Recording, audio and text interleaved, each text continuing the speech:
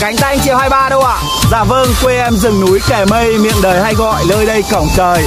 Con người cảnh vật tuyệt vời, mời anh đến với đất trời Hà Giang. Và quả thật là đất Hà Giang, đất của làng, của bản, đất của những cao nguyên đá đại ngàn, đất của những chàng trai người dân tộc dùng tiếng khèn để bộc bạch tâm tình. Lời sinh ra biết bao làng sơn cước khiến ai nhìn cũng thầm ước lên duyên. Về Vị Xuyên rồi Yên Minh Quản Bạ ngược một vòng cao nguyên đá Đồng Văn để cảm nhận sự lồng làn đầm thắm của con người trên mảnh đất Hà Giang. Hoàng Su Phì là quê hương em đó, anh có vẻ lời sương gió cùng em. Quê em không màu hồng của ánh điện nhưng trai gái thánh thiện rất hiền lương. Rồi ngược đường về quê hương Mèo Vạc để cảm thấy sự mộc.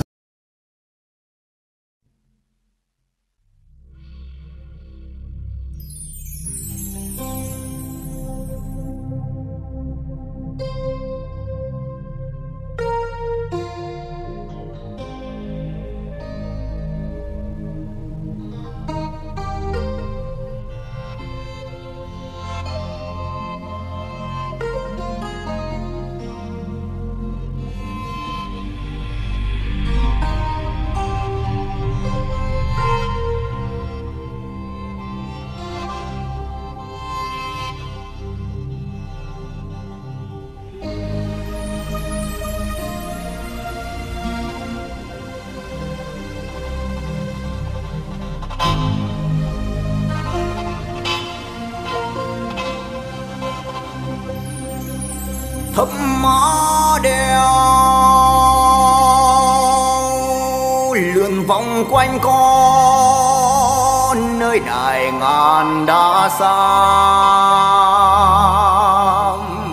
giữa núi rừng đường đao khoe sắc như chỉ hồng trên đá. Ô chàng trai mi tu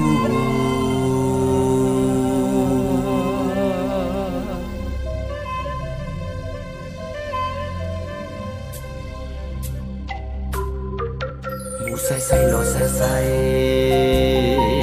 mu say say lo say say, hầu chưa hầu mẹ mẹ, đi nhanh nhanh về nhanh nhanh, đi nhanh nhanh về nhanh nhanh, ta uống hầu mẹ mẹ. Thăm má đeo lượn vòng quanh co nơi đài ngàn đá xám, giữa núi rừng đường đao khoe sắc như chỉ hồng trên đá. Ô chàng trai mi tu mu say say lòi say say, mu say say lòi say say, hô chớ đi nhanh nhanh về nhanh nhanh, đi nhanh nhanh về nhanh nhanh, ta uống mẹ mẹ. Vượt dốc đeo vượt gió ngàn, thăm má đèo nghiêng nghiêng núi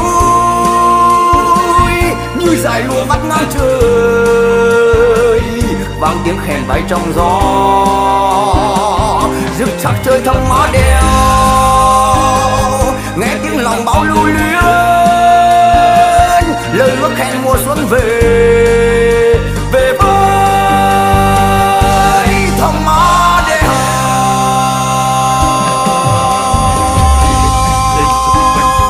Nhớ chia sẻ cùng anh bộ hoa đèn cài bằng chân gà, tam giác bạch vừng sáng hương hoa đào mà em mơ, chín lời nhớ chín lời thương cho anh vẫn vương về miền biên cương.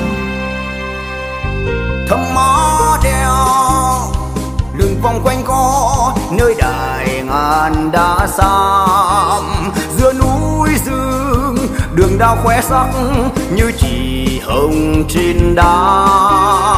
Ô chàng trai mi tu mu say say lòi say say, mu say say lòi say say, hô chớ đi nhanh nhanh về nhanh nhanh, đi nhanh nhanh về nhanh nhanh, ta uống mẹ mẹ. Vượt dốc đeo vượt gió ngàn, thăm má đèo nghiêng nghiêng núi như dải lụa vắt ngang trời, vang tiếng khèn bay trong gió rực chắc trời. Thăm má đèo nghe tiếng lòng bao lưu luyến, mùa xuân về, về với Mỹ Tho. Say say lòi say say, mùa say say lòi say say.